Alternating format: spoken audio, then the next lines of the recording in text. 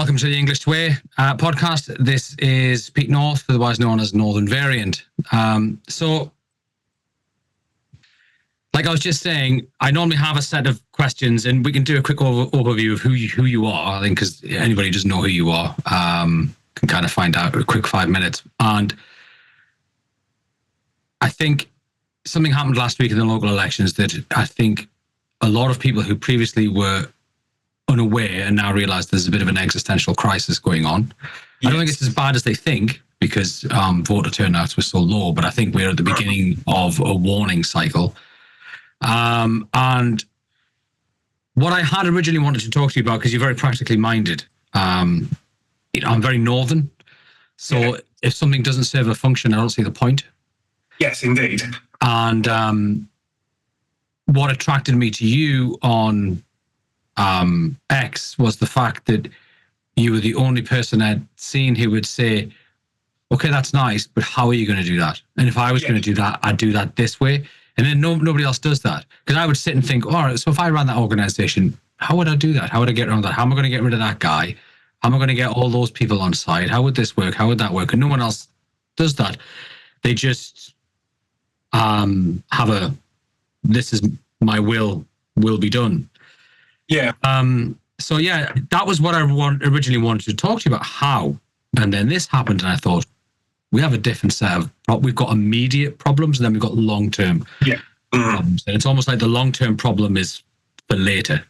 Yes. And so if you want to give everybody a quick overview of who you are, then we'll get not much to tell, really.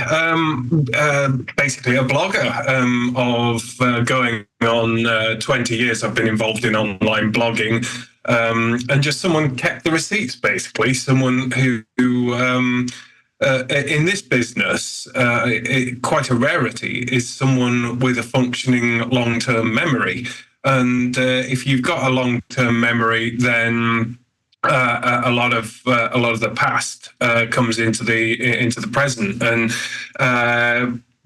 you tend to find that a lot of writers and columnists, their experience and their knowledge threshold goes back only months. They don't accumulate the knowledge, whereas I seem to be, I wouldn't say unique, but of a small number of people who actually keep an internal timeline of how we got to where we are. So I think that's why people appreciate what I write. I think it's just because I remember things.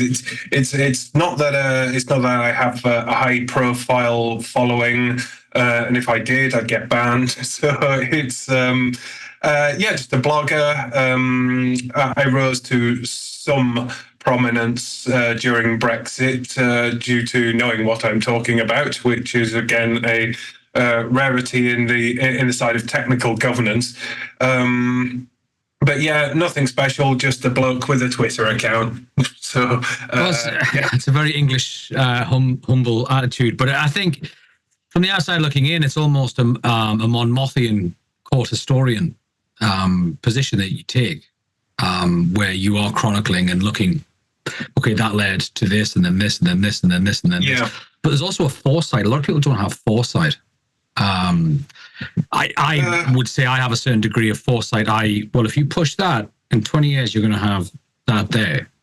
And I think there are certain causes and inevitabilities. And I think you have a degree of being able to go, well, hang on, this is the 20-year cycle of falling dominoes. And I can see where you're going. Like it's not even prophetic. It's just logic. It's like, and a hefty dose of pessimism. If you assume the worst, then that's usually the right ballpark. It's everyone. Everyone lately has been saying, we need to destroy the Tories, and we want the Tories to get 0 seats.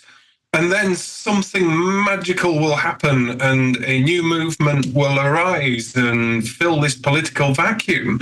And I'm just saying, well, is it? Will it? What's the guarantee? Let's look at the component parts. We've got a useless Tory party which is hopelessly fragmented into three factions, none of which understand each other. You've got half a dozen quasi-ethno-nationalist one-man band parties. You've got a defunct UKIP party that can't really escape its baggage. Then you've got the SDP, which is a sort of nerdy version of UKIP. Then you've got the largely incompetent bed blocker that is Reform. And you look at the chess pieces you have to play, and none of them are actually any use given the situation you're in. So there is actually no reason to believe that this movement is going to appear. So you got to game all the different scenarios. A lot of the political thinking is predicated on Reform continuing to grow and continuing to eat into to the Tories, and then the Tories might suddenly start paying attention. But of course, the result from the Blackpool South election. Now, if you look at Blackpool South, it's a high-density terrace constituency. So it's actually quite easy to mount an effective ground game there in terms of delivering leaflets, posters, and making a local impact. But that doesn't seem to have happened. Reform got about 3,000 votes, which indicates 10,000 Tories stayed at home. And Labour actually got 2,000 votes less than last time it stood and still won the seat. So what we're seeing is a withdrawal of voter consent. And if you look at the wider results, there's more atomization and fragmentation going on, but Reform isn't the beneficiary of it. Galloway's lot, various Muslim bloc independents, the Green Party, Lib Dems, the spare votes are going literally anywhere but Reform. So it doesn't look like Reform is growing. And whatever impact that it might have, what we call the UKIP effect on the Tory party, it is neutralised by the similar numbers of people on the left who are abandoning Labour. And so you've got this unreadable situation where the headline polls, the Westminster polls, give Labour this enormous lead, but these polls can't detect the signals of who intends to stay at home, where all these sporadic protest votes are going to go. And, you know, Labour would be on course for a landslide if it was as popular as Blair's New Labour, but of course we all know it isn't. So it looks closer to a hung parliament territory, where there is a rump Tory party left, and in all probability, the Tories always learn the wrong lessons. So they're going to say, oh, we lost, and it's because we were too right-wing, and we need to be more of a centrist party and start appealing to the middle ground. And so conservatism or anything remotely right-wing nationalist is completely vanquished. And there are none of the, you know, I'm looking at it thinking, where do we breathe oxygen onto the embers to get a flame? And I just don't see it. What is going to come and replace the Tory party? We've seen on Matthew Goodwin's Substack and his speech to National Conservative Conference in Brussels that there's the suggestion that he's been discussing with Dominic Cummings, a sort of new party with a philosophical base. We don't know how that's going to turn out. But what I can tell you is if it's going to roll out Liz Truss and a top-hatted Rees-Mogg and the usual deadbeats inspired by the Institute of Economic Affairs with its laissez-faire economics. That is just not where the conservative feeling is now. It's looking at the world as it is now. If you look at trends in Europe, it's becoming more populist, more economic nationalist. There's disparate moves to challenge and dismantle the single market. Free trade is in reverse. Globalization is reversed. The push is for more on the right is for more ethnocentric policy, whereas the push on the left is a move toward socialism. So if there is going to be this movement that appears out of nowhere, it is just as likely to just appear out of the left. Because I noticed this, there's a Twitter account, I forget its name, but it posed a question looking at George Galloway's outfit, ghastly though it is. And he says, you as a nationalist or conservative, are you more likely to get more of what you want out of George Galloway's party than the Conservative Party or any of the alternatives on the right? And the depressing yet accurate answer is yes. There's, George Galloway would have far more socially conservative values. And if you look at how he thinks, he's very easily understood in that the psychology of Galloway is he absolutely despises the neoliberal mess that the Labour Party has become. And everything he does is motivated by a detestation of the Labour Party and a desire to destroy it. Well, that's a very potent sentiment that could just as easily pick up the old socialist left that kind of gravitated to UKIP as we were approaching Brexit. So the previous sort of pre-2019 paradigm that the revolt on the right was growing and would keep growing and manifest to replace the Tories. We can't take that for granted. So the situation is more unreadable than it has been for a very long time. And so we can say with reasonable certainty that the Tories are going to lose, but they won't be wiped out. So they're going to occupy that space while they have a civil war. We don't know which side will win. We know if the Liberal Internationalists win, they will lose an election.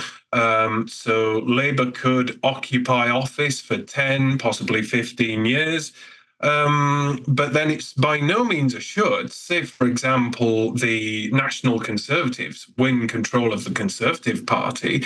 It doesn't necessarily mean that it will be any more attractive because it won't. It will still seek to be mainstream. It will stop short of a lot of the radical policies that people want. So you'll still have a reform-esque or UKIP-esque movement on the right that still wants more ethnocentric immigration policies. And of course, nobody will trust the Tories. So there's actually no guarantee that the Tory party will win even 10 or 15 years down the line, even if it is the supposedly right-wing conservative movement that people say they want. So I'm thinking in terms of the right is nowhere near retaking meaningful power for 20 years. And so people on the right need to be thinking, looking at all of these disparate organizations, and most of them are useless, incompetent bed blockers, particularly reform in its current state. I don't know if it can be repaired.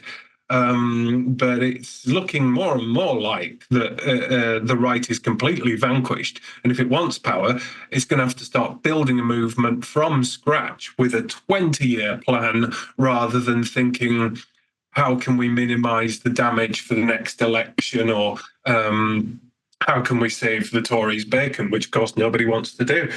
So looking at all the different scenarios, I just do not see this miraculous recovery that's supposed to be slated for the next 5 to 10 years. I just don't see it. Yeah, I think that's it's a bleak assessment, but I think it's a fair assessment of the potential outcome. And I think what people have to cast aside is what I call big picture politics, Yes. which is there is a leader, he will save you. And my philosophy is, well, what are you doing to save yourself? Yeah. Like, you need to start there. Like, if you look at the foundation of how England was created, whether it was through Alfred or English common law, Magna Carta, or any of those articles, they were from the ground up. They were equalizing principles that started from a common basis, and it goes up over. So England has always been a bottom up built society, which is why we struggled with the Normans, because they tried to impose top down rule. Particularly in this part of the country, I'm quite proud that we didn't really accept it, and we got wiped out for our trouble. But the Magna Carta was about bringing some sense of stability back. Now, yes, all of the promises in that took about 200 years or so to actually manifest, but it has to come from almost the local level. And I look at what happened in America in 2016. A lot of people think, oh, Trump came along and they all voted for him. And it's like, that's not what happened at all.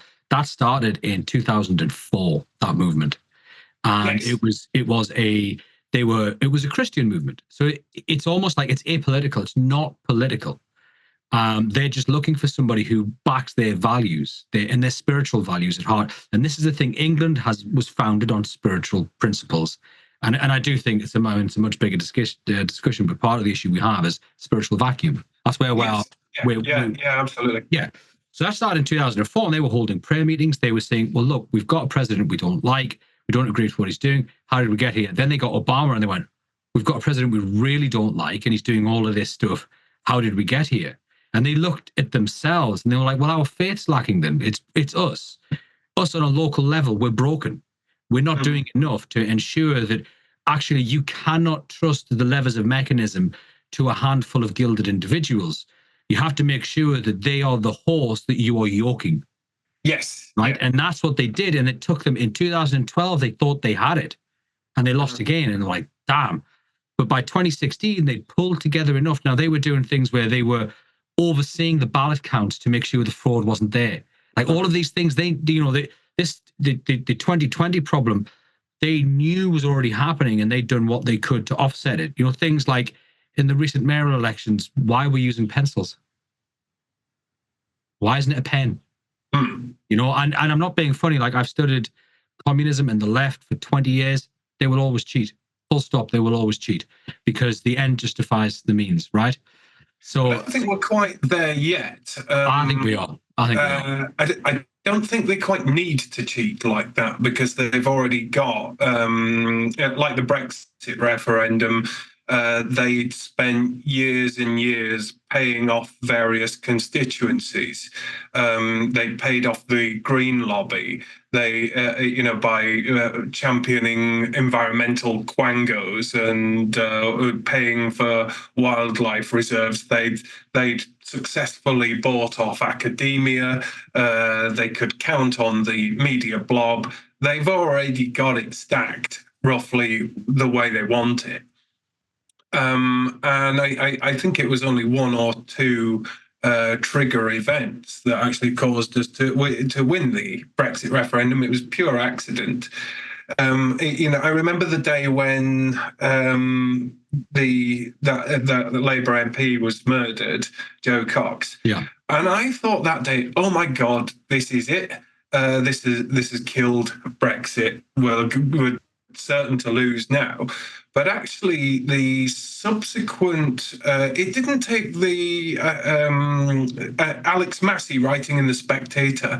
He didn't even wait till Joe Cox's body was cold before blaming Brexiteers and the language of anti-establishment voices about calling people traitors, and that being responsible for the kind of atmosphere that brings about these lone wolves. And so that was and then warming to this theme, all the other journalists piled in, and that's where you started getting this massive cloud of centrist, progressive sanctimony, culminating in the very famous picture of the Irish drunk pop star sticking twos up to the fishing protest in the Thames. And it was that, I think, that caused people to vote to leave as a protest. So I digress, but I don't think we're quite at the level where they're cheating us at the ballot box, but they've managed to stitch up the national narrative in so many different ways. The fact that they've been calling the most centrist, do-nothing, milquetoast conservative government of all time a far-right government, despite all the evidence to the contrary, despite 1 million migrants in the space of, a term, or even more. Transformative levels of immigration, absolutely zero divergence or renewal on the back of Brexit, net zero, which is ultimately a socialist command and control policy. This is nothing even approaching right-wing, nothing even approaching conservatism, and yet they still successfully weave the narrative that it's a far-right government and that, Suella Braverman is this right-wing demon. And even got half of the Tory party that believes the Tory party under Rishi Sunak is too right-wing. This is what you get from complete narrative dominance and complete control of the institutions. So, we're not quite at the level of interfering with ballot boxes yet, because I don't actually think they need to. And not least because the right is absolutely so disgusted that, as I say, the poll trends suggest they are staying at home. But I think you are, returning to your original point, sort of waiting for we all seem to be holding out for this eccentric millionaire who's going to come along and pump money into a party as a shortcut to movement building. Nobody wants to start from scratch. Nobody wants to do the sort of pavement pounding of delivering leaflets, having church hall meetings in obscure places around the country to end up speaking to audiences of 4 or 5 pensioners.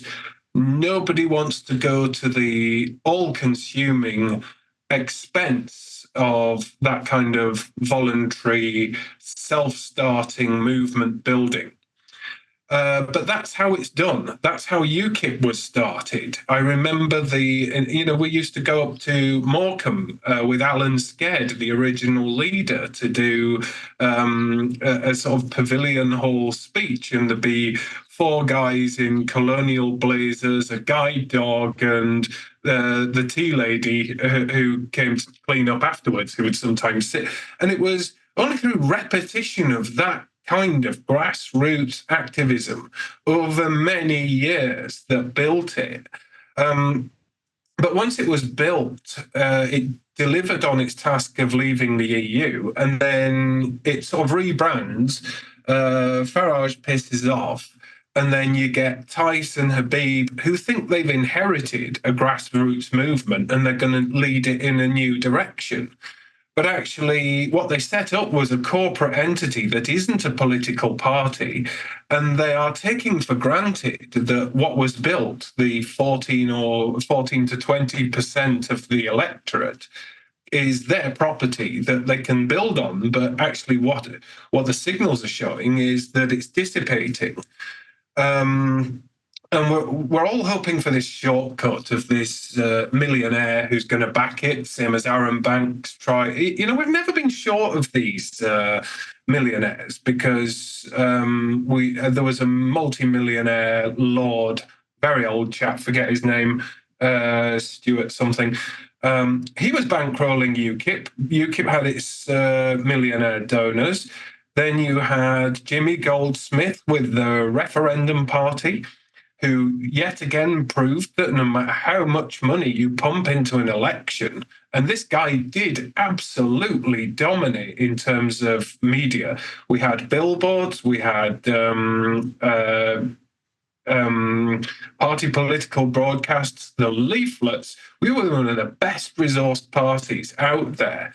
He even delivered a VHS to every house in Britain saying why we needed an EU referendum. And still, the most it would poll was about 3,000 or 4,000 tops. There was one or two freaks of about 7,000 or 8,000, but it never managed to. I don't think it managed to deliver a single MP. And then you had Aaron Banks coming in, funding his alternative Leave.eu, which was, I don't think it ultimately achieved anything. And then you've got Tice and Habib, who think you can build a movement by tweets and appearing on GB News. Well, of course, that is absolutely no substitute for pounding the pavements in a high-intensity campaign on a high-density by-election constituency like Blackpool South. This is the kind of work you got to do, but nobody wants to do it. Nobody can be bothered. And this, and you can you can understand why people don't want to do it. Because it's hard work. It's very often unproductive. You're going out leafleting for your party. I remember doing this in Wirral South in the 90s. And we would spend all day, and we might have delivered leaflets to 200 houses. Well, the temptation is to think, well, I can speak to more people than that. Just with a very low intensity Twitter account, I can attract, in 2 minutes, I can acquire 500 followers and get my message that way. So we've yet to understand the nature of politics, how it moved from pounding the pavements and church hall and town hall meetings to this online model of campaigning.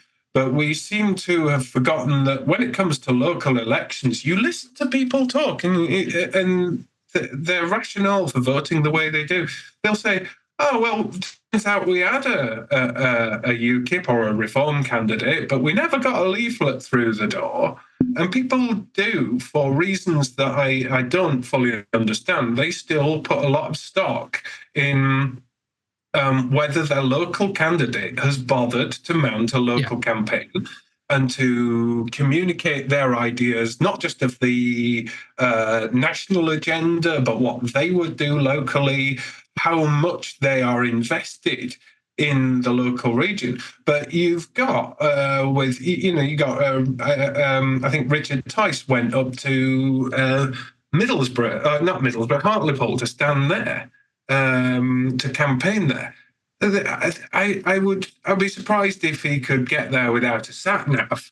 And this is it. You had Farage standing in multiple constituencies, failing to get elected every single time. Because when it comes down to it, people do not like carpetbaggers who have absolutely nothing to do with their constituency. And we're seeing this with a lot of independent campaigners coming out of nowhere and independent candidates doing quite well. I mean, what was the one near Manchester just recently? Was it Blackburn or Rochdale? The guy came third. Galloway. Say again? Was this the guy who came third in the Manchester mayoral? Yeah. I mean, that was an impressive polling. Nick Buckley. Yeah. No. It was, let's see. He came third, Labour came first, and then I think there was somebody else came second. But they were both independent, and I think they both punched way above with like minimal campaign funds against Burnham's like multi-million-dollar campaign fund. They punched way above what they should have done, and I think that for me, that says that if there was ever going to be something that restored the balance of the nation, the time is now, because it's never been more fertile. Yeah. People are actually all of a sudden went, hang on, this hasn't worked for 30 years. We all got, we were told Thatcher was the reason for all of our problems. And look, and I'm from deep in the Red Wall, like deep. We were brought up with a pathological hatred of Margaret Thatcher, to the point where my friend's grandfather used to do the Christmas shows, Santa Claus, and the closing act was getting his pit bull out to destroy an effigy of Margaret Thatcher. So that's what I grew up with, right? And she shut the steelworks, apparently. But actually, when you get into it, Wilson sold off on that, and Heath allowed it, and Thatcher had no say in it, really. So it's never been more fertile. And I, go back to what the Christians of the Tea Party did in America, was they created agency. And we have no agency. There's nothing. We've got no pressure group. We've got nothing, because the Conservatives have failed. Labour has failed as an opposition. Now, if you want to dig in, I never believed that the Labour Party at the top ever genuinely had the interests of the working class at heart, because nothing ever changed. It got worse. And initially, they were basically campaigning to genocide the working class, to limit eugenics of the working class, going back to the early 1900s. It was only in the mid 1920s that they changed, when they wanted votes. So I don't really believe their intentions, and I think it was always going to be the slide to communism with them. And people are suddenly going, hang on, we're sick. And I'm a proper centrist. So personality testing, political testing, I come out 0.1 of a degree off center. So I am an absolute centrist. So I see both sides. And I understand that you need to be able to look after those who can't. That, if you want to use the old-fashioned word, that is your Christian charity. And then you just need to let the wheels of industry fly and let an Englishman make his money as long as he doesn't hurt anyone. Yeah. And that you need to allow this freedom of growth.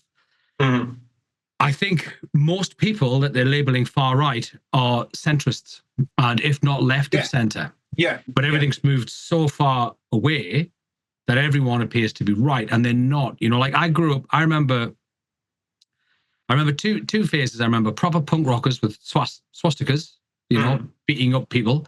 And then I remember in the 1980s, and this is why I can, to a certain degree, understand Narendra Kaur, is it? I understand where some of her mindset comes from, because I grew up in the north where there was only one Pakistani family in the village, and I know what happened to them. So I can't understand where some of her feeling comes from. And they would, they would sing songs about going out beating up people who had anything more than a 2-week Marbella tan, right? Yeah. That was just what went on. And it did. Yeah. I'm from Bradford, so, I completely recall. I think it was more xenophobia. I'm from an half Irish immigrant background, and we were murdering each other 100 years ago when we came over to England. People died. And it's xenophobia. And I don't necessarily agree or disagree with xenophobia. I think it's what stops the person coming into your house and robbing you of everything. Xenophobia is fear instinct plus experience. Yeah. So I think there is, and I mix with people of all faiths, all races, and I would say the majority of people actually have exactly the same concerns that you and I do. Yeah. Whether they were born here or they've come here for a reason, and they're basically saying, I came here to get away from them. I don't want them here.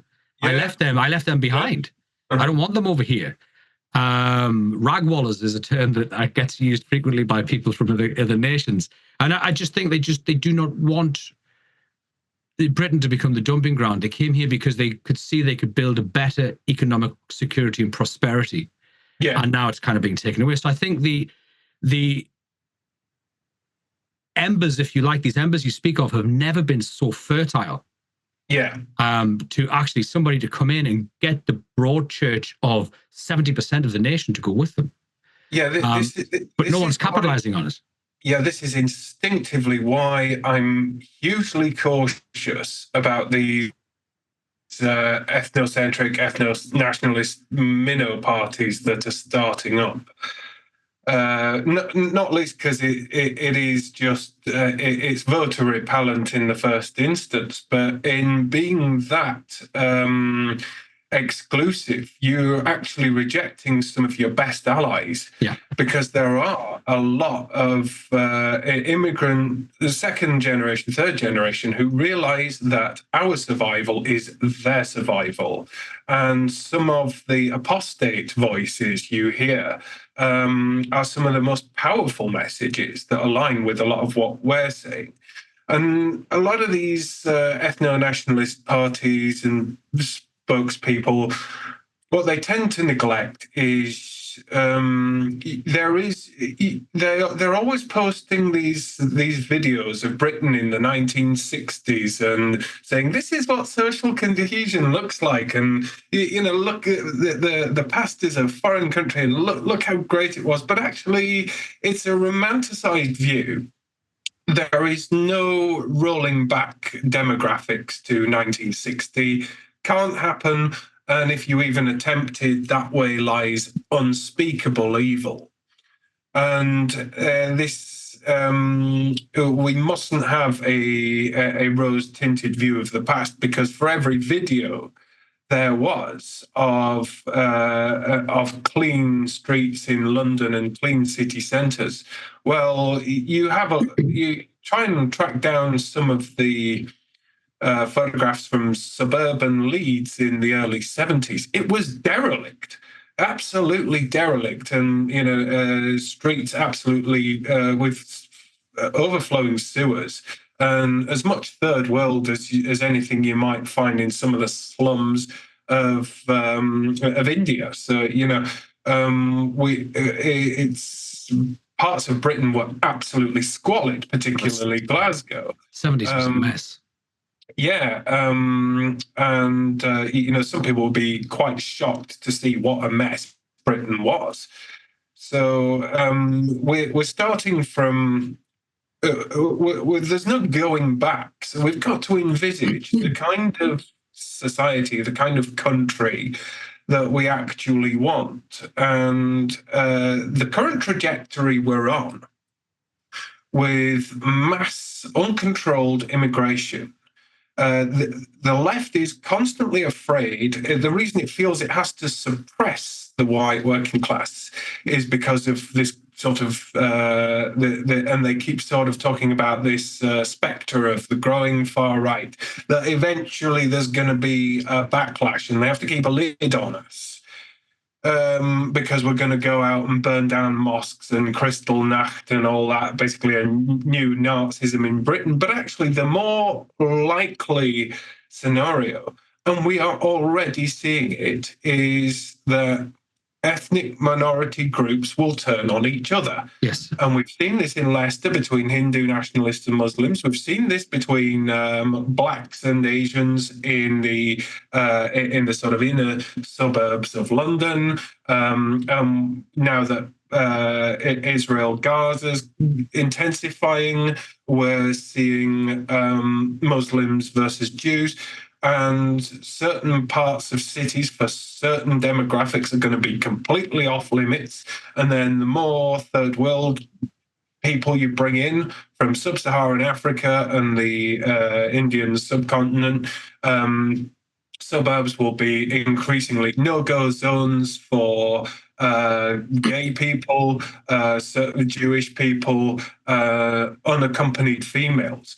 And if you ever say sort of, oh, that place in Dewsbury, Saviltown, that's a no-go zone, someone will pipe up and say, what absolute abject nonsense.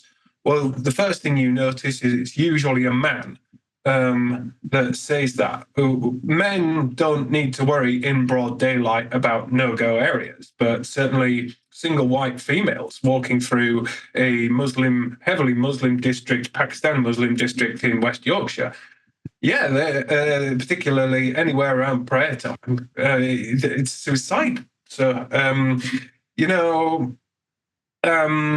where we're heading now, they always talked about this grand vision of multiculturalism and a melting pot. Well, that didn't happen.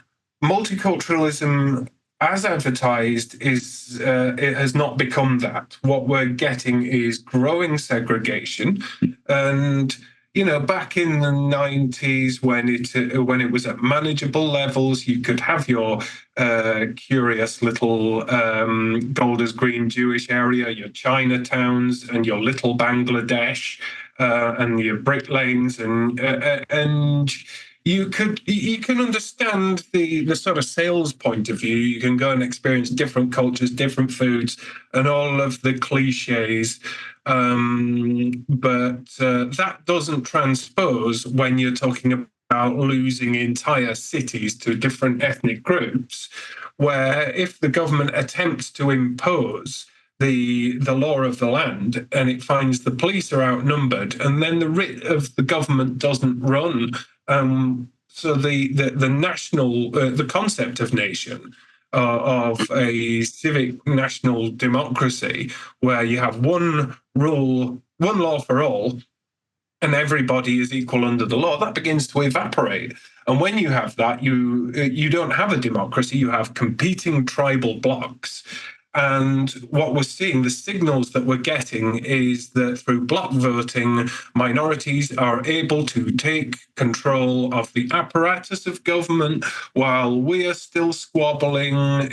White working classes are still divided between idiotic Green parties, Lib Dems, a dysfunctional Tory party, and an absolute monstrosity of a Labour Party that's a coalition of eco-zealots, anti-Semites, just neoliberals in a big way, socialists who haven't woken up to what's going on, student activists, wokesters, and imbeciles.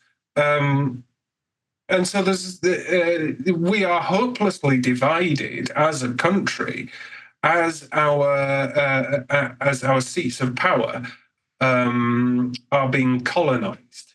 And this is not what multiculturalism is about. Multiculturalism was supposedly predicated on the long-term notion that eventually that they would contribute their culture but assimilate. There is zero evidence of that happening, because you look at the Green Party candidate who wins in Leeds, he's wearing traditional Middle Eastern garb and shouting Allahu Akbar, and he's a Green Party. They're not. The Runnymede Trust were talking about how Muslims have integrated because they're participating in our democracy. No, they're not. It's this entryism, and they've hollowed out. Well, no, our political parties are already hollowed out, but they're going in, taking the brand, getting non-engaged voters to vote for them, and they're wearing our political parties as a skin suit. And this is now dangerous.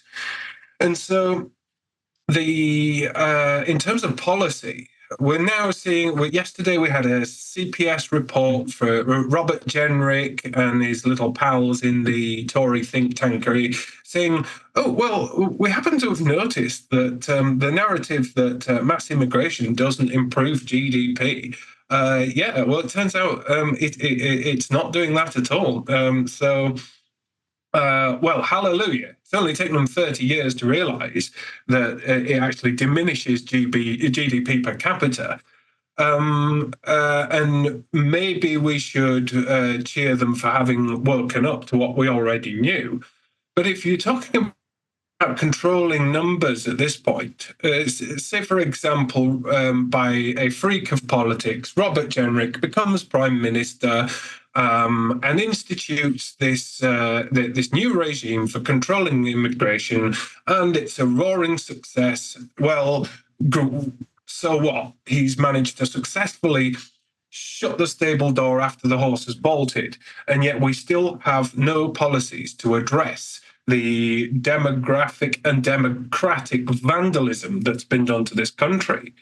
And so I believe, as a centrist like yourself, a normal person who can recognize danger, we not only need to fix immigration in terms of who's coming in and on what terms, but we have this is not about ethno-nationalism, fascism, or anything else. It's about policy to address threats to national security. And I'm not ethnocentric in my outlook. I'm a national democrat, and I recognize that the defense of that kind of liberal democracy requires vigilance and robust civic nationalist policies that exclude separatists and the kind of people who are gaming our democratic system to destroy it. And so it's about recognizing the threats, formulating policy, but that alone is not enough to move forward. Like I say, it's about establishing a vision of what future Britain is supposed to look like. And this is why we can't go down the rabbit hole of ethnocentrism, because, like I say, there is no rolling back demographics to 1960. We have to think about the country we are now, what values that we share, who we can successfully incorporate and integrate, and who are the people who are necessarily going to be the outsiders if we assert our values. And that is the basis from which you develop not only your vision, your strategy, and your policies, and then you build a movement on the back of that. But until we can get people to recognize the threats and the dangers, then we're nowhere. Well, I think the threats and the dangers are going to come to us. I mean, I think what a lot of people misunderstand or don't know, and I know this just because I've studied communism so deeply, Islamism is communism. In the 1950s, you had a bunch of guys, some went to the Soviet Union, some got involved with the CCP, and they took in those doctrines, brought them back to the Middle East, and that's the beginning of what we would recognize as Islamic terrorism. It's Islamism. Yeah. The majority of Muslims don't prescribe to that at all. We have a higher percentage of that here because Blair deliberately went to those regions and imported them here on purpose. And I think that they will naturally expose themselves in the next year or so. Genuinely, cause and effect, the way my mind works, I think we're in for something of a civil war across Europe against Islamism. And I think that will result in mass deportations of those people. Oh, yeah. Yeah, I think that's inevitable. Now, when I look at those videos, I know the ones you mean. It's funny, I've never, ever picked up on the ethno thing. To me, it was always cultural unity. There was a culture, and I think that's what you can have a multiracial society, but you can't have a multicultural society. Yes, yeah. And, I've got friends who they came over in the 1970s, and they are the epitome of British gentlemen, like absolute epitome British gentlemen. They conduct their religious affairs at home, which I think a lot of people don't get, but a lot of people forget or don't realize that England had a civil war over religion. And from that point onwards, we kept our religion at home. And that is the English way of doing things. And they do exactly the same. And they don't want what is coming either, because you're looking at a complete lack of security. You're looking at terrible lives for their women.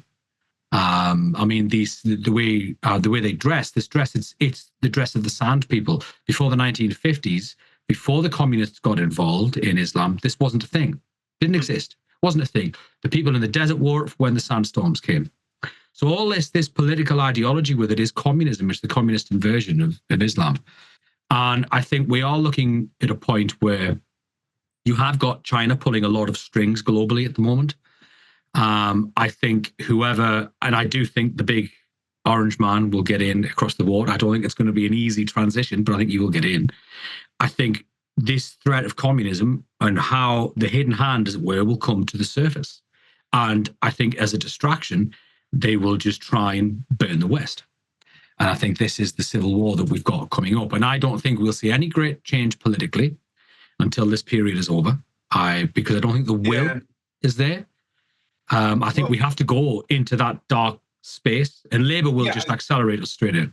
Yeah, I mean, there is a strand of thought on the right that basically that largely agrees with me that there is no obvious contender to rescue us in the next 5, 10, 20 years, and that actually a Labour government as an accelerationist force to to sort of plunge us into this darkness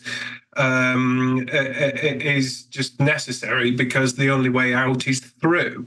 And that, it's going to take a black swan event. And I think, one of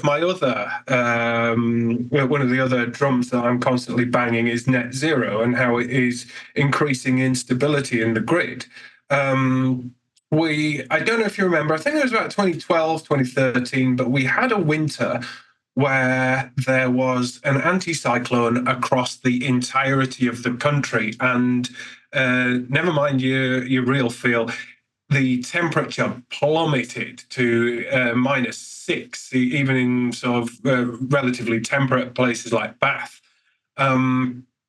And every single windmill in the country stopped working, and we were down on gas, and it was like that for days, weeks, in fact. And the grid was teetering on the brink.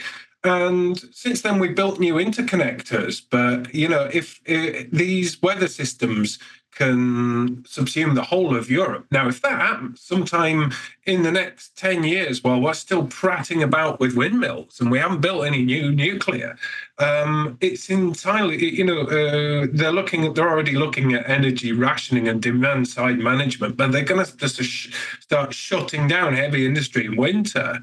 And that's going to, and they think they can do that. They think they can do that without consequence.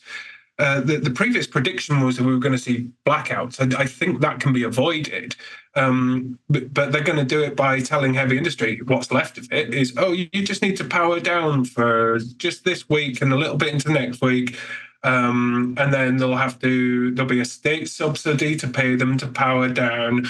But actually, businesses can't just decide to not fulfill their orders. They've got to be reliable. They've got to be dependable. And if there's even minor perturbations, that can destroy their profit margin. Even if their profit margin is just like 2 or 3%, if it wipes that out, they're done. And so this is going to gradually build and build, putting people out of work. With the onset of the sort of social strife caused by immigration, compared with the industrial decline, there comes a point where all these factors meet in a perfect storm, and that's when you start seeing serious disintegration. So this darkness that you're talking about, we are heading for it, but and of course the great signal that's upcoming is the Euro elections. It could be anywhere up to 25% of MEPs will be from populist or far right parties. You start looking at some genuinely scary movements that are arriving: Slovakia, Italy, Germany. Particularly Italy. I've seen a video recently of quite a large crowd marching, goose-stepping, giving the Hitler salutes and all of that. And this is not... the debate in this country is like anyone who's vaguely conservative is accused by of being far right. And, even if you're a gender critical campaigner, you get branded as transphobic and far right and yada, yada, yada. But actually on the continent, what we're seeing, there's no misnomer here. What we are looking at here is the beginnings of good old fashioned European fascism. And they're trying to put a lid on it. The EU is trying to control the narrative and set up anti-disinformation units, and they're just going to fold. There's nothing that the European establishments can do that can withstand the kind of resentment and anger that's growing. Particularly in Italy, where you look at how its outer islands are just colonized by tens of thousands of economic migrants that cannot be, we're talking zero skill, subliterate people who simply, they cannot contribute economically or socially. They can't even abide by basic conventions such as not shitting in the street and not raping women. And so the thing is, if you look at the dissident right in Britain, it tends to be sort of semi-autistic, middle-aged Gen X geeks who tend to be white, who tend to be male, like us do. You look at all of these upstart parties, they're all completely dominated by white men of a certain age who see what's happening to their country, and we're outspoken and ridiculed, and it's going to stay that way for quite a long time. Over in Europe, though, it's different because they've had a far more intensive surge of third world immigration, and the penny is dropping with the women on the continent. That this kind of immigration represents not just a general cultural threat to their income. They are in danger. They're in personal danger. And when that penny drops with the women and they start joining these movements, that's when you've got the basis of one. Right now in Britain, you tend to find some of the worst excesses of wokery and the bleating of the mantra that trans women are women. It's not men, it's women. It's middle class, liberal women. Yeah, middle class, well-to-do women. And what we've got is a feminized middle class, because a lot of them work in academia, the civil service. It's gynocentric, isn't it? Public sector, and their only encounter with foreigners are similar to them. Middle class academics, perfectly integrated. They don't understand the difference between the immigration that they experience and the immigration that the working class in the slums of Manchester and London experience. And so you've got this feminized middle class politically dominated by women, and they are the liberals the Waitrose liberals who vote Green, Lib Dem, or Labour Party, and they are the obstacle, they are the barriers, and they are the ones joining the NGOs and refugee charities. They're the human rights lawyers. They're the ones who will call men like you and me far right. They are the enemy. They're the Labour Party. And you can see how rapidly this unfolds, because once the Cass report comes out, the dominoes start to fall. And so you get people sort of suddenly realizing, oh, I hadn't realized, or I hadn't quite understood, and I was wrong. And then as soon as 2 or 3 celebs sort of join and say, I was wrong, the floodgates open. And we're going to see the same. It's got to get to an emergency level. And I think it will be perhaps if the Israel-Gaza war gets worse, or if there's a war between, say, Pakistan and India, some event will happen where the middle class liberal tendency will start to wake up. Yeah. And actually, I think it might be the beginnings of that might be happening, because if you look at some of the profile of the SDP, these are these left-leaning, quite nice middle-class people. I call the SDP Waitrose UKIP. And they're not quite right-wing, they're left-leaning.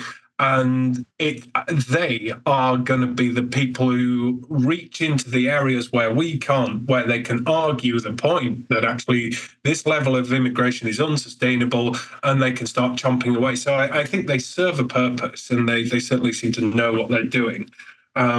So I would support their efforts. But ultimately, our job is to overcome not the immigrants, but the stupidity, vanity, liability of white middle-class English people who just do not recognise the danger.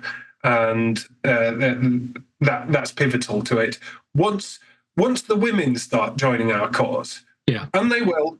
They will, yes. It's once their kids are in danger. Once their kids are in danger, then they'll begin to shift. And it's ironic, I have been, I guess, fortunate enough to mix with quite a few people from the upper class. The upper class and the lower class are almost in alignment. Yes. It's the middle. It's the middle that's the problem. And everyone goes, in England, there's still, even people who are quite ethno-centric, or they're kind of conservative, or they're still railing, because the Marxist indoctrination of the class struggle in England, and look, I came from it.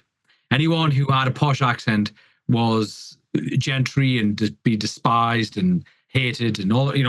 I lived it, but I've met a lot of the upper class, and they're generally very humble, very kind, very nice, very charitable, and they have the exact same concerns, and they love the country in exactly the same way. And it's the middle class who are living in a kind of ever aspiring circles of delusion that they do not want that bubble to be touched upon, You saw this during Brexit, where you got your middle-class liberal Remainer, and you look at all of their complaints about Brexit, and every single one of them comes down to how Brexit personally interrupts or disrupts their personal consumption habits. Where will I get my Prince sandwich? For going on holiday, whether they can get cheap food, whether they can get cheap au pairs, whatever. It's this narrow, entirely selfish,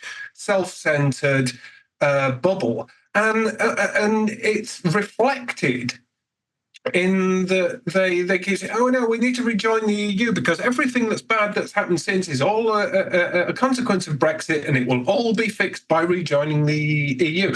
But they're not looking at what the EU's been doing. The EU has, under the guise of net zero, has declared war on fertilizer production. Oh, and guess what? That has an effect on food prices. Who'd have thought? And then punishing farmers for using certain pesticides.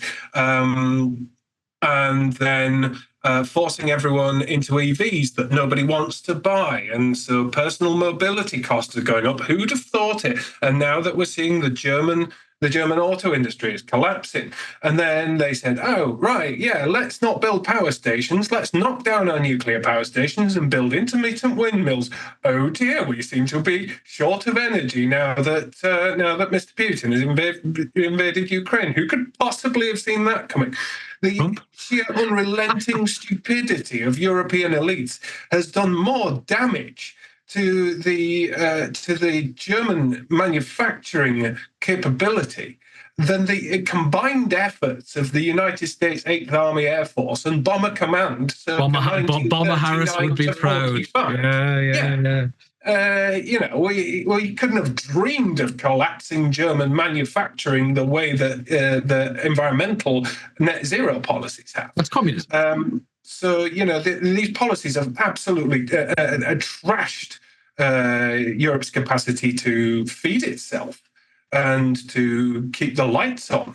There's a Deutsche Welle video exploring whether blackouts in Germany are a remote possibility. And it's quite comprehensive. You would never see that kind of analysis of the British National Grid done on the BBC. They're more likely to field some idiotic green lobbyist to say how wonderful windmills are. But Deutsche Welle has done a serious investigation, and their experts, all of their National Grid experts, are saying, this is causing these windmills that don't work. They're causing major intermittency, and we're not sure that now we can't get cheap Russian gas. We're not sure we can keep the lights on, and this is it's complete. So once you start putting all the pieces together of economic decline, destroying their own capacity to manufacture, what you've also got is the carbon border tax, because they're over-regulating their own industries to the point where you reach out to China and India to import instead. So they're undermining their own industries. So what they're going to do is put the carbon border tariff on, which is on steel, cement, and all the things that you might need to build power stations. So, and then they're going to put carbon counting and carbon credits on, and all kinds of regulatory nonsense on the planning, which is going to mean building power stations takes longer, costs more, and it costs billions before the first JCB reports to site. So put all the pieces together. You're destroying your own manufacturing. You're boosting your enemies abroad. You're making it harder to renew your own already archaic infrastructure. Meanwhile, you've got a cost of living crisis, a jobs crisis, and an underlying demographic anxiety and the growing far right. Well, you do the math. What do your instincts tell you about the destination of all this? Probably the same as mine. Yeah. So if you go back to 2001, there was 2 Chinese generals retiring from the Chinese military, and their gift to the nation was a 25-year war strategy to take over the West without kinetic combat. That completes in 2026, and it involved political infiltration, trade infiltration, propaganda. Which in TikTok is part of this. It involved hijacking oil, various forms of industrial espionage, because militarily, they know they can't defeat the West man to man. Yeah, they just probably could now. But well, their army's conscripted and large, and pardon the French, a bit crap. As opposed to ours, which doesn't exist. Ours is, well, yeah, but we still have pound for pound. So they knew they couldn't compete on a military basis. The US would destroy them. So they've gone about in another way. Now, there's a guy called Craig Hamilton put out a book in 2019, 2020, I think, called The Hidden Hand. And he goes through all the political infiltration of the West by the Chinese government. And essentially, Britain and Germany are the 2 most infiltrated countries in the world by the Chinese government. And that's largely because when the embargo happened in the 1950s on China, it was British business that funded the CCP through an organization called the 48 Group Club. And they still do that. And weirdly enough, their chief spokesman and fundraiser for the Chinese government happens to be Mr. Tony Blair. So we've got this system where China really does have a grip. And it's a grip. And if you understand, I've worked a lot on this, and I know a lot of expat Chinese, they don't operate like we would go in and take over an entire government. We would go in and take over. All they do is they just pick 1 or 2 key people. And then they blackmail, or they influence that person. All you have to look is the free trips to Beijing, et cetera, et cetera. The British Parliament, you can tell voting on which issue who's in the Chinese government's pocket and who isn't. And I think this is a problem that we have across the West. It's the deindustrialization of the West. And if you look at something like net zero, which started as a PR campaign for BP, because they were getting flack for ripping down rainforest. Then it became a tax scam for Al Gore and his pals. Well, the Chinese have hijacked that. It's now essentially a Chinese psyop. Like they are pushing for the deindustrialization of the West, so they become the industrially dominant power. And our politicians there's Ben, I don't know if you're aware of Ben Pyle, Climate Resistance on Twitter. He's got a good line on this in that, whatever China's doing, China is acting in its, unlike the West, Europe and Britain particularly, China is acting internationally in its direct national interest. Yes, and in a lot of ways, it's not undermining the West as much as taking advantage of the many ways in which the West undermines itself. Yes, yeah, absolutely. So they're kicking at an open door. It was our sort of liberal internationalists who believed that let's bring China into the WTO. Let's treat them as if they were a market economy, and then gradually they will cooperate and they will become a market economy and become part of the international community. And that was the level of delusion. And so that was the great drive toward globalization and the international rules-based order. And everybody else decided, we're going to abide by this international rules-based order, and we're going to completely turn a blind eye to the fact that China does not. Much of what it exported to the West, cheaper than we could ever produce, was based on stolen designs, stolen IP, an outright counterfeiting, but with cheaper materials, cheaper labor. Did we put tariffs on it? No, because that would be in contravention of WTO rules. And actually, by allowing China to import its manufactured goods, we can abandon our manufacturing, because it's all about, these days, it's all about specializing. We'll specialize in financial services. So this is what we did. The SDP is very good on this. Watch their video, The End of Indifference, where the thinking was that we could have this third way of a thriving banking sector and thriving services that we could keep on taxing and redistributing through the activist state. And in so doing, we deindustrialize the country. And the only way any of us now get rich is through property trading, rent seeking, buy-to-let, generational wealth. And increasingly, we've absolutely destroyed social mobility. And we find that now the government is now more reliant. It's almost like the African mineral curse. The government is now more reliant on banking and the revenue it gets from that than the contribution of the people, because there's no way that the amount raised in income tax and national insurance goes anywhere close to paying the level of state spending. So the government is naturally more in hock to the real paymasters of the welfare state that suppresses us. So there's all of these different mechanisms that deter us from overthrowing our binds. Not least the the pensions, the social security, the NHS. These aren't things that liberate us. These are chains. These are things to keep us in place, to keep the regime in occupation, and in so doing, nothing ever changes. The mindset prevails, and we continue to be vulnerable to China, but not just China, India, but also Russia. Russia's playing a different game.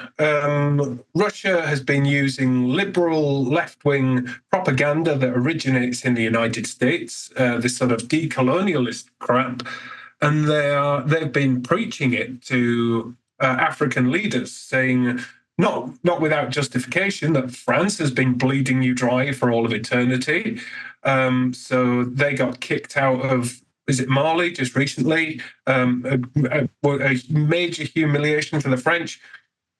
So Russian propaganda influence across Africa is quite successfully ejecting Europe, the EU, and Britain and China, not China, France, were being kicked out of North Africa. And now the more we pile in to keep the war going in Ukraine, the Russians have decided they're going to weaponize immigration, because they can send more migrants through the Sahara and successfully cross into Europe. The more you're going to start seeing populist revolts, and the more you're going to start seeing pro-Russian voices who are going to obstruct EU moves to supply Ukraine with arms. And then, well, that's the beginning of the end for the EU. And that's not necessarily a bad thing. But everybody is playing the global game in the direct national interest except our own establishment, our liberal internationalists, who still believe that being a good global citizen is the direct national interest, despite the fact that our enemies have abandoned any pretense of upholding the international rules-based order. So I'm very, very cautious about, you're quite right. There's evidence that they are bribing officials, buying off politicians, but we can't blame them for doing what governments should do, i.e., advancing their own interests. The problem comes from our vulnerability, our own stupidity, and there is nothing our enemies right now could do to us that isn't worse than what our establishment is already doing to us. Yeah. Mass immigration being one of them.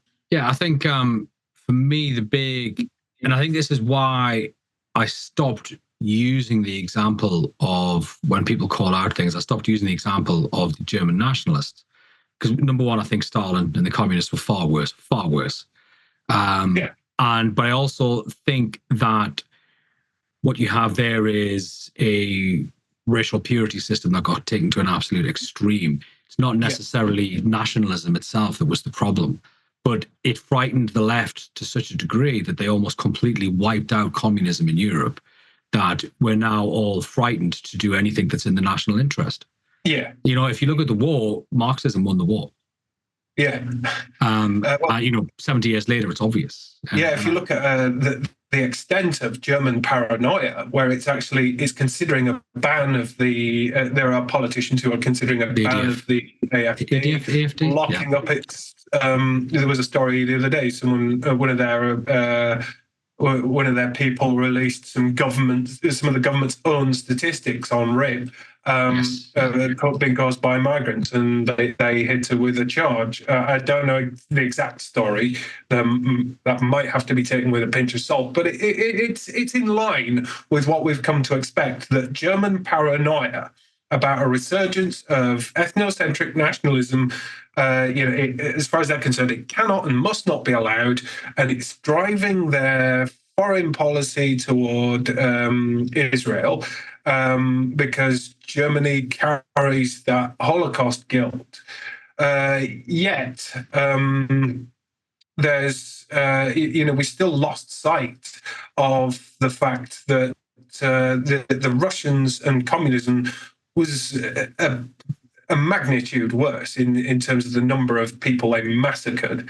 And Germany's psychology is now such that it is so ashamed of its past that it will not even begin to assert its own national values, to the point where, like us, it's just being overrun, mainly by Arabs, Syrians, to a lot of Turks, and there's a lot of third worldism creeping in there, and they're not going to do anything about it. And the reason you get these movements is because if voters can't get out what they want out of the centre-right, which is increasingly moving left, they will move to the far right, because they're the only people who are going to speak for them. They're the only people who are going to say, right, that's enough immigration, or these are the people we need to deport. But for as long as Germany continues to be stalked by its Holocaust guilt, it's a national suicide mindset. It's got to overcome this. Otherwise, you're going to see a repeat of history. I just don't see the German establishment growing a spine and forgiving itself. So I think European war is pretty much inevitable. It's going to break out somewhere. Yeah. So, closing thought. Right. We are where we are. I don't think we can. I think the notion of trying to deport 15 million people based on the color of the skin is ridiculous. I think we need to go back to establishing people based on the content of the character. It was always the English way. This is the system where, through meritorious action, the yeoman becomes the knight. And then the knight can become the lord. And then hopefully, if he marries well, his daughter or his son can become a monarch, right? It's only in England that this existed. That quick pathway existed like that. We need to go back to judging people on their meritorious actions. But at the moment, the biggest problem I see is we have no agency either on a national, civic, or local level. We have no pressure group to force the government. It's not like we've got the Boston Tea Party or the Christian Nationalists in America. We've got nothing. How do we reclaim, as English people, our agency? Do we stop paying taxes? What do we do? Well, but stopping paying taxes is a non-starter. They will send bailiffs to your house. They will destroy you. And the only time it's ever worked is when it's been on sort of high-density council estates where there's someone always about to blow the whistle if a bailiff turns up and they'll go and mob him. That's pretty much how ethnic minorities are fending off the police and the deportation officers at the moment. It's community-level action. The ethnic minorities in high-density suburbs, they have that social solidarity and community. We don't, so forget about it. That is not a tactic. But as I keep saying, we've got to stop looking for shortcuts for movement building. These millionaires who come and go and set up parties for us, they're not a shortcut because they tend to be milquetoast and they tend to be incompetent and they're narcissists. They usually are. So there aren't shortcuts. The answer is if you want a movement, you've got to start building one. And to do that, there's been several attempts to unite the right. People keep telling me, oh, well, Reform and UKIP need to merge with the Homeland Party and the Heritage Party. We need to speak as one. Or we need an umbrella organisation. Forget about it. Not going to happen. We have never managed to unite it. We're never going to. Forget about it. And even we have to accept that there's going to be a coalition of organizations with a lot of commonality, but a lot of eccentric differences. So I think possibly I think Patriots United on Twitter, he's looking at ways to establish non-aggression pacts, electoral non-aggression pacts between them. That's possibly the most sensible way to do it. But I still think we are not yet at a position where a genuine movement can be galvanized, because, as I say, it's just political geeks and white men of a certain age. It doesn't start picking up momentum till other aspects of society start recognizing the threats. That's not happening just yet. It will happen, and we have to keep making the argument. And that is the most any of us can do. And to people who believe, well, there's nothing I can do, the most I can do is maybe go out into my little suburb or village and put a few leaflets in through doors and make a prat out of myself because all the village will think I'm far right. People hesitate about doing that. Well, I said, don't worry about that. Just go online. The best thing you can ever do is, and this is all I do, and this is how I've built up my Twitter following. In that very northern way, I logically set out my thoughts and I say what I think and why I think that. And people tend not to go after me because I can argue my point. And I'm willing to debate my points. And if you think I should believe something different, I'll happily debate you. But if you just call me far right, I'm going to ignore you. And this is something the left don't do because they don't have very good arguments. They won't debate you. They'll just try to label you. Well, we've already seen this no longer has an effect because we're getting a critical mass and a certain level of herd immunity against these labels of Islamophobia, racism, transphobia. And the whole trans thing has woken up people like Graham Liner, and he suddenly realized that, oh yeah, the left are full of shit, not just on this, but on absolutely everything else. And so you go online and people say, oh, well, there's no point me doing it because I've only got 300 followers. But I ask you to think back to how UKIP was started. Church halls where you might set up a meeting and publish it well and go out delivering leaflets saying church hall 7 p.m. we're having this meeting and only 7 people turned up. We still managed to turn that into a national movement. So, if you've got a Facebook following you of just a few, it doesn't matter. It doesn't matter, because that's your following online. Even if it's 300 followers or 300 friends on Facebook, you speaking your opinion gives people the courage to agree with you. And that's 300 people you're talking to. That's 300 more than a church hall meeting. So keep going online. Keep going on Twitter. Keep going on your Facebook. And the one thing I'd say to people is a lot of people are hesitant about speaking their mind because it'll cause arguments, they'll lose friends. So what? That's what courage costs. And you will lose friends, but those people will be people who were never your bloody friend in the first place, or they were superficial relationships, or friendships that can maybe repaired in person. Say, we had disagreement on that, but I still basically like you as a person. We can agree to disagree on that. But, courage costs. But you'll make new friends. You'll make better friends who can who don't have the same differences, who won't judge you for believing what you believe. What's that American phrase? There's an American phrase: "I'd rather have 4 quarters than 100 pennies." Yeah.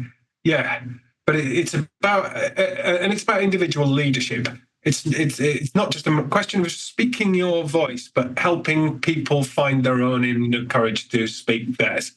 And for the moment, while politics is in complete disarray and fragmentized and atomized, so it's so completely unpredictable, we just have to have faith that we are still the majority in this country and that we can, given the right catalyst, galvanize that into a movement.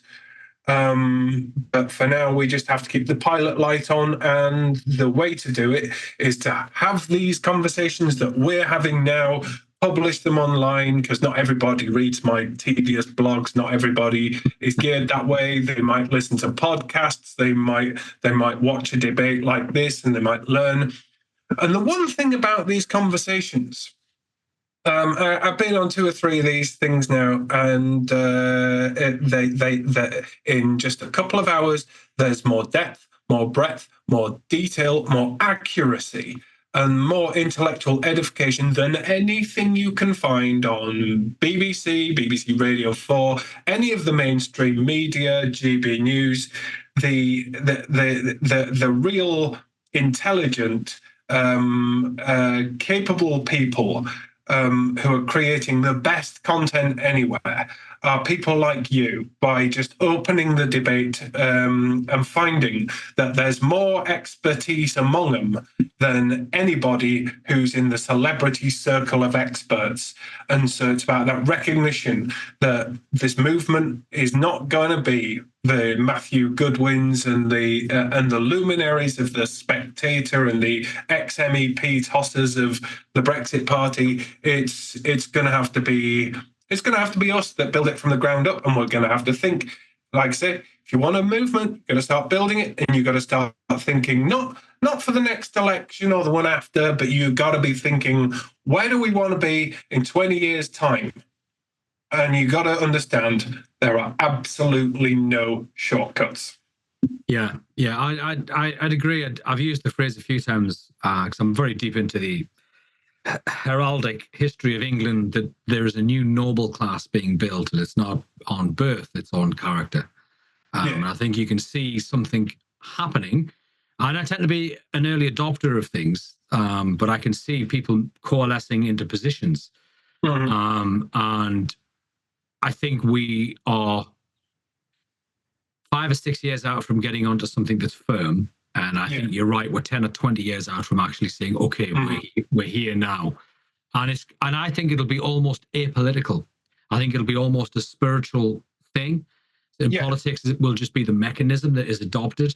It's the system of governance or administration.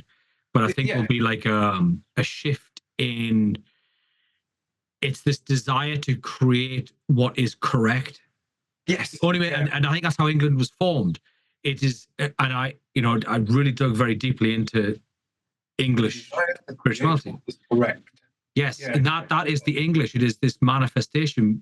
Blake hit it on the head. It is to create a Jerusalem in this green and pleasant land. The spiritual impulse of the English is to manifest the divine. You hear this in William Byrd, you hear this in Thomas Tallis.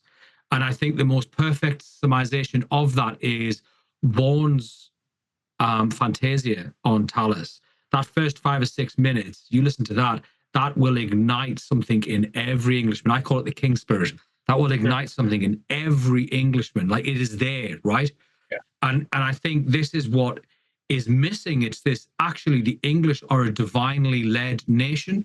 And all we did was we copied the divine order. That's why we had a king.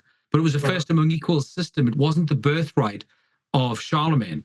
It was a first among equals. Like, if you weren't worthy of leading us, 10,000 men went in a field until somebody important lost a head. That's how we did it, right? Because you had to prove, because if you won, God was on your side. Yeah. It was the hand of the divine. It was the hand of destiny. So we need to recognize that actually this is how the English did things. And Caesar commented that this is how we did it before we even came to England. The Germanics were like this. This is our birthright, right?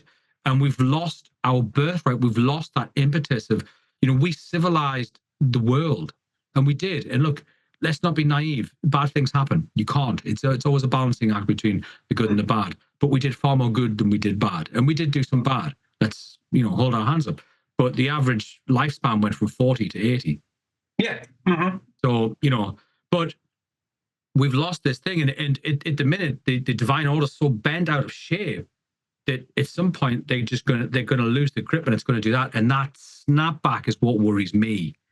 Yeah. That snapback is what worries me, because I think a lot of innocent people, unless we sort this out and we start saying, look, the issue isn't Muslims as such. The issue isn't people of a different skin color. Islamism is your biggest problem at the moment, because they are terrorists and they support terrorist factions. And that is a different thing altogether. That is a separate issue. They're communist in their origin. Iran is communist. They're not Muslim, they're communist. I think we have things where we have to go, okay, but England was always a country that if you were decent in character, you could succeed here. One of our greatest prime ministers was Disraeli. Mm-hmm. He was a Jew. But now Jews are the problem. Jews are this, Jews are that. And it's like, come on, man. It's people. There are bad people in every sector of society. And I think the decent majority, which I think represent about 70 to 73% of the population, need to say, okay, enough is enough. Yeah. Let's build a new culture. We cannot go backwards. We can't. And I don't think we should ethnically cleanse the nation. I think that's a terrible idea. It's abhorrent. Yes. It makes me feel uncomfortable. But we have to get this thing, and it has to be that we rebuild the correct order. It was there. It's there. It's been done. We don't have to reinvent it. And I think why I'm asking where is our agency was because in the past we had the lords, we had the barons, we had the dukes. We could go and petition on our behalf to pressure the monarch. The monarch would then pressure Parliament. And we had this system of checks and balances, and since the 50s, that's been completely destroyed. So yes, we have to bring back and push back in the order of what is correct. And as an Englishman, I see that as my birthright.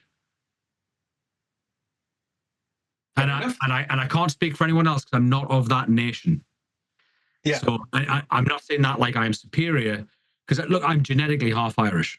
I always thought I had an affinity with the Irish, and I spent an afternoon talking with an Irish lad and realised I haven't got a clue. I'm English through and through. And I think every other nation has a divine impulse. But the English impulse is to make that divine order manifest, that correctness. And we did have it. And I think it's... I totally agree that there are certain national dispositions. Every country has a certain psyche based on its own past, and its an innate sense of what things are supposed to look like. And the people most in a state of unease at the minute are looking inside themselves to go, is what I'm seeing, is this the correct reflection of what a functioning British society is supposed to look like? And more people are just waking up and saying, no, this isn't going the right way. This is disintegrating. We're losing something important here. They might not be able to articulate what that something is or necessarily what needs to be done, but there's that certain shared impulse that things cannot remain as they are. And so I think it's about tapping into that impulse and helping people articulate it. Yeah, I think that's a good place to end. Although I think there is a little bit of a storm. I'm generally optimistic. We just have to get there. And I think if any nation were born for a fight, it was the English. Indeed. So yes, absolute pleasure, Pete. Thank you very much. Yeah, good to meet you. Nice to talk. And you.